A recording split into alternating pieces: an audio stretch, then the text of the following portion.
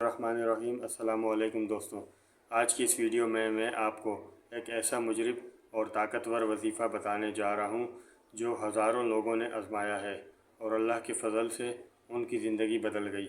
یہ وظیفہ سونے سے پہلے سورۃ قدر کا ہے، ایک ایسی سورت جس میں اللہ نے وہ رات بیان کی ہے جس کی عبادت ہزار مہینوں سے بہتر ہے۔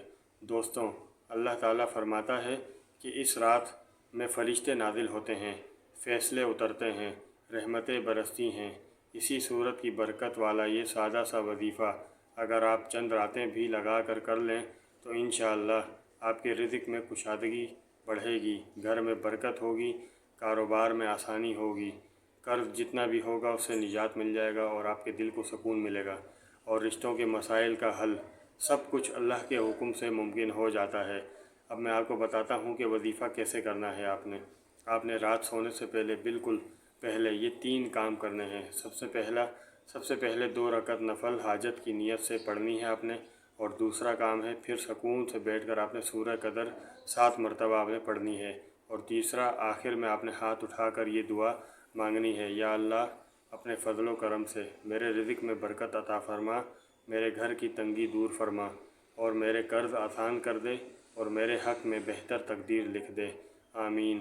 اس کے بعد آپ نے خاموشی سے سو جانا ہے، اور آپ نے کوشش کرنی ہے کہ یہ وظیفہ آپ نے 3 دن، 7 دن یا 21 دن مسلسل کرنا ہے۔ آپ نے کن باتوں کا خیال رکھنا ہے؟ اس وظیفے میں کوئی مشکل الفاظ یا خاص وقت نہیں ہے، بس رات کو سونے سے پہلے کرنا ہے۔ وظائف میں نیت صاف رکھنی ہے اور اللہ پہ یقین رکھنا ہے، جلد بازی یا بے صبری نہ کریں۔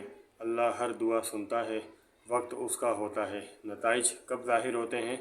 زیادہ تر لوگوں کا تجربہ ہے کہ پہلے ہفتے میں ہی گھر کے حالات بہتر ہونا شروع ہو جاتے ہیں، اور بے برکتی تمام ختم ہو جاتی ہے، روزگار کے مواقع بڑھنا، چھوٹے چھوٹے فائدے ہونا، پریشانیوں کا بوجھ ہلکا ہونا، اور جب دل سے یقین ہو تو نتائج اور بھی زبردست ملنے لگتے ہیں۔